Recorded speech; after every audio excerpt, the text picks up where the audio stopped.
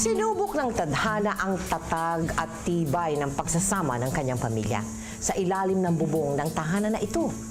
Bumangon siya kasama ang kanyang angkan. Matapang nilang hinarap ang isang panibagong buhay. Ngayong gabi, samahan niyo po akong mas kilalanin ang tinaguriang Centennial Speaker na mahigit 30 taong naglingkod sa ating bansa. Si former House Speaker Jose De Venecia Jr. dito sa Powerhouse. Ako po si Mel Tiangco.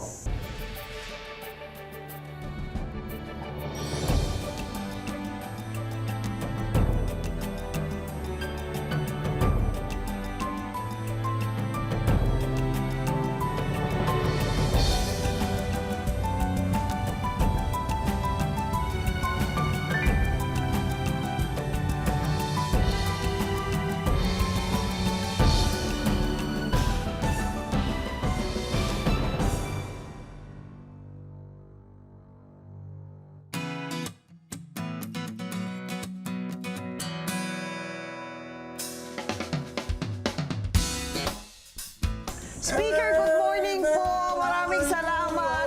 Thank you. Thank you for beautiful Gina's house. Gina's house. Mother's house, yeah. How old is the house? Oh, at least 50 years. At least 50 years. Matapos ang sunog noong December 2004 na kumitil sa buhay ng bunsong anak ni former Speaker De Venecia, lumipat na sa bahay na ito ang buong mag-anak para makalimot sa sinapit na trahedya. And this is your receiving room. Yes. Okay. This is the two of you. Beautiful. Ilang taon po kayo niyan when you did this? This is about 10 years ago. 10 years ago. 10 years ago pa lang. Aha. I've been married 25 years. Wow. Fantastic. Sir, I can, almost feel the warmth in this room, no? Like, talagang well-lived nga itong bahay, and I'm sure a lot of people have come here and have been blessed by coming here. Prime ministers, presidents. So does that mean you and Gina entertain a lot? Yes. You love to entertain in the house? Yes, and In the house, ha? almost all the speakers of Parliament of Asia. Na pinasyala na kayo dito? Aha.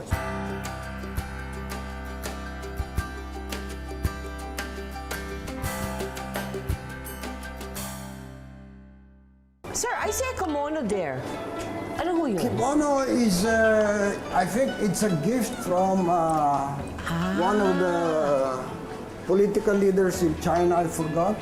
It's a one is from Chinese, China, from Beijing, and this one is from the Chinese ambassador. So many of the pieces here, no, ay galing po regalo from your travels. Yes, from my Ay, travels, from your yes. travels.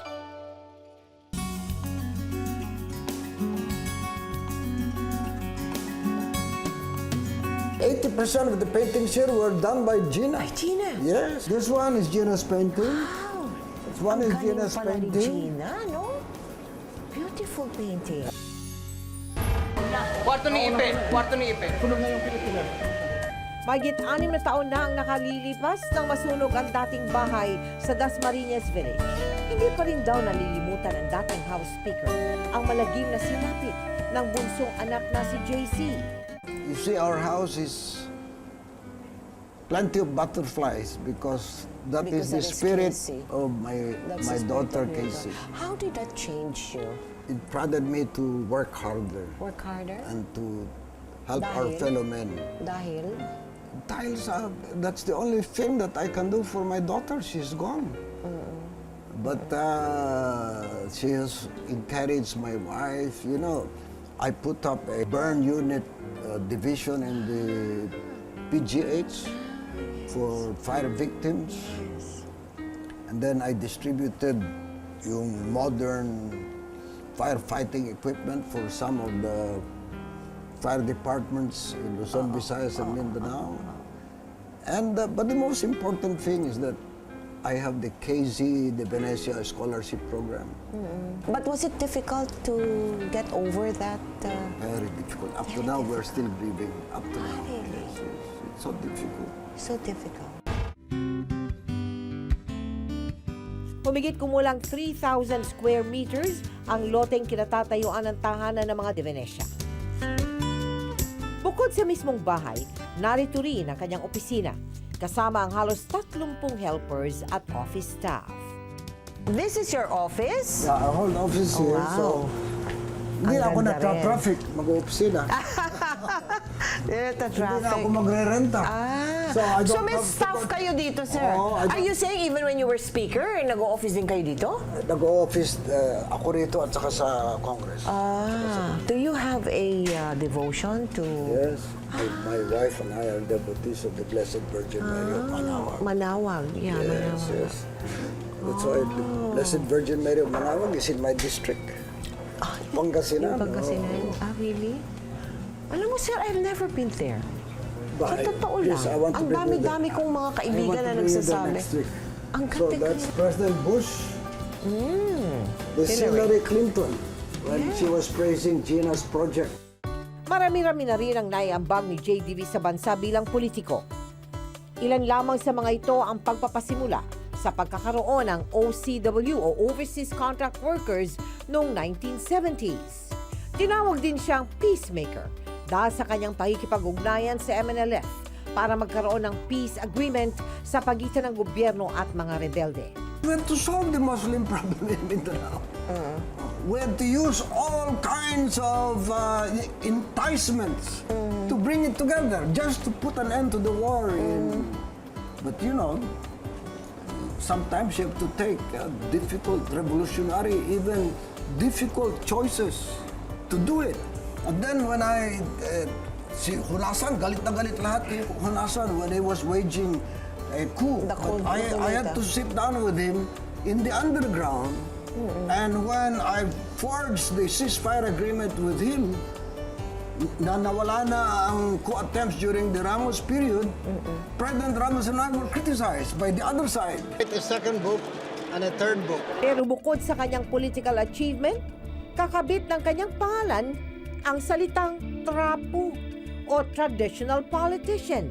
Trapo o tradpol ang itinatawag sa mga politikong uhaw daw sa pwesto at kapangyarihan. How does that make you feel? That's what they called. That's what they called Lincoln. That's what they called Roosevelt, because Roosevelt had 5 terms, 4 or 5 times became president of the United States. Oh. But you know, in politics, when you bring the political parties together, you are a tradpole. Okay. When you- Of course, pero pag tinawag kayong tradpol, No, may kasamang iba eh. You know? Let me Oh, explain sige it. po, opo, opo. Mang Lapus defended this very well when he was also accused of being a traditional politician, because he tried to bring Everyone together. and then introduce the principles of Christian democracy, which we are trying to do. Well, you know, there will always be criticism. Galing sa pamilya ng mga politiko. Nagsimula ang political career ni Speaker De Venecia noong dekada 70. Sa mahigit 35 taon niyang paninilbihan bilang congressman, maraming kontrobersya ang kanyang kinasangkutan. Kabilang na ang di umano'y paggamit niya sa kanyang posisyon bilang Speaker of the House para makinabang ang kumpanyang Amsterdam Holdings na pinamumunuan ng kanyang anak na si Joey De Venecia.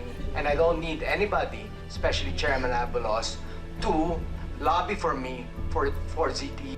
Sa NBN project na ibinigay sa ZTE noong 2007. Dahil sa naturang skandalo, hindi nakamit ni JDV ang vote of confidence ng Kongreso at tinanggal siya sa pwesto bilang Speaker. How did that feel when you were ousted as Speaker? When my son Joey exposed the The ZTE. ZTE scandal. And I knew he was right, I had to give him political and moral support. But it was resented by the powers that be. Okay. So I risked my position as a Speaker of the House. I risked my position as President of the ruling party. But at least I was ousted, but at least I can sleep with my conscience at night.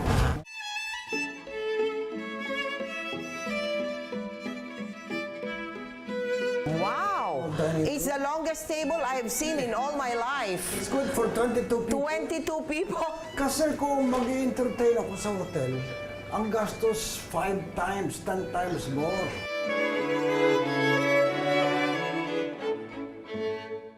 What do you like to do in your spare time? I do a lot of reading. I go fishing. And then I go fish farming.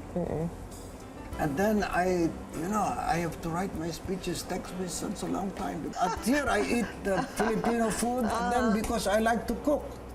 You like to I will show you cook? how I will cook. Some of our lunch today I will cook. Oh, really? What is Yes. your special dish? Pastas. Pastas. Because I live in Italy for a couple of months. Oh, really? And because my name is Venezia, De Venecia.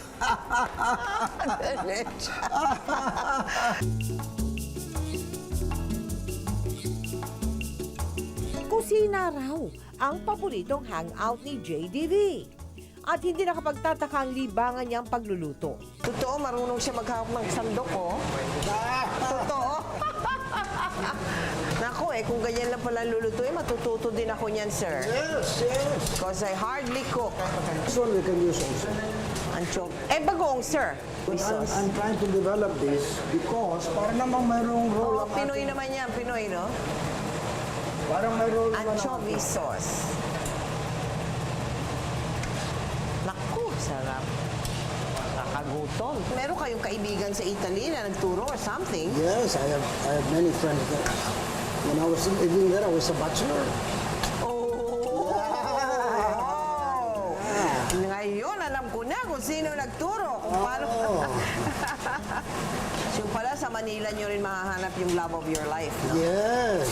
All over the world, nasa Manila lang pala din. Yeah. Okay, now I will take off my apron. Okay.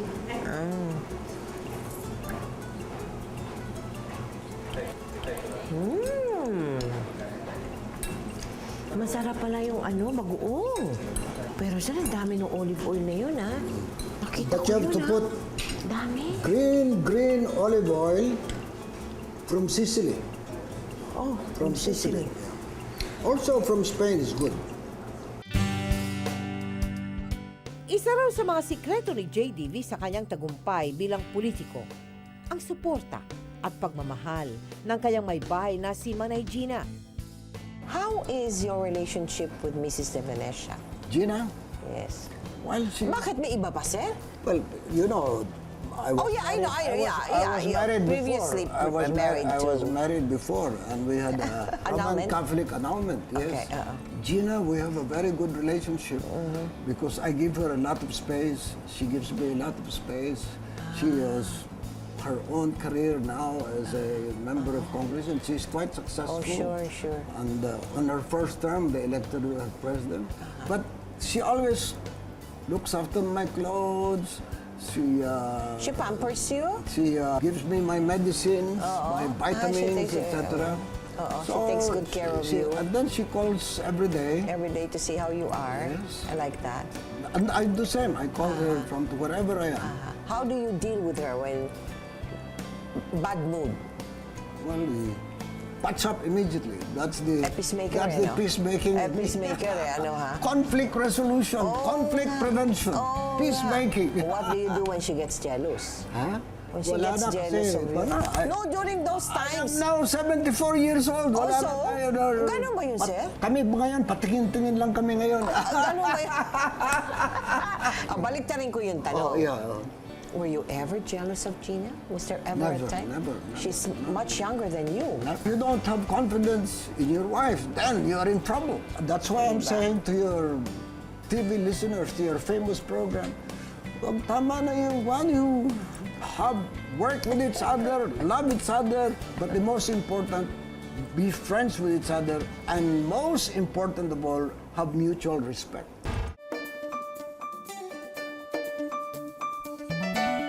Matinding renovation daw ang inabot ng bahay na ito nang sila'y lumipat.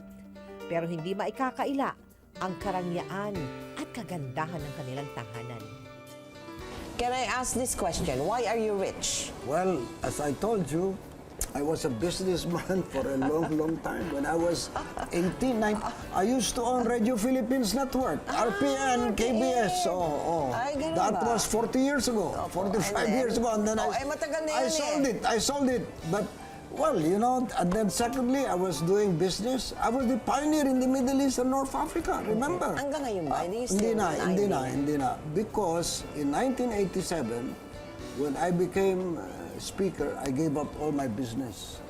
Yun na nga. Active Paano business. na yun? Paano? Again, kumikita ako from my rentals, Your from my investments. Sabi kasi, yung land oil ninyo left a lot of debt. In Iraq, because inabutan kami ng gera. The Gulf War. Sa Iraq, and 5,000 of our employees were trapped in Iraq. We were in Basra, and the Iranian artillery were shelling us. So where is that? Where is that controversy coming from? Bakit sinasabing ang Because laki hindi daw ng namin, utang? paano? We had to borrow money to bring our 5,000 people home and to pay for their salaries. Thank God. After 5 years of fighting with the insurance companies, we won and we were able to pay each and every one of our 5,000 workers in Iraq who were not paid and in Saudi Arabia were not paid. So, alam mo nung panahon na yun, I almost committed suicide. Kasi wala akong maibayad eh. Wala akong maibayad sa mga workers. Do you still foresee or would you still like to take on that very big responsibility for our country? I think we should leave that now, Mel, to the younger people, no? I ran for president in 1998. Yes. Out of 10, I came out number 2 to Arab Strada, was very popular. Yeah. That's it. No more. it. Ayaw na ninyo. That's it. That's it? That's it. I just... Ayaw na ninyo talaga. Ngayon ay simpleng namumuhay bilang ordinaryong mamamayan si JDV, pero abala pa rin siya sa iba't ibang proyektong naglilingkod sa bayan. Outside all of this Outside politika, outside yan, no? What makes you happy? I'm problem solving, Okay. and when I'm doing peacemaking, Okay. whether You like that? at home, Or abroad? Or anywhere in the world? blessed are the peacemakers, for they are the sons of God. Nais ni former Speaker Jose De Venecia na siya ay makilala at maalala bilang isang peacemaker. Isang prinsipyong sinusunod niya hindi lamang sa politika, kundi maging sa loob ng kanyang tahanan. Hanggang sa susunod na Lunes, samahan niyo po akong pasukin ang bahay at buhay na mga taong nabibilang sa Powerhouse. Ako po si Mel Tiangco.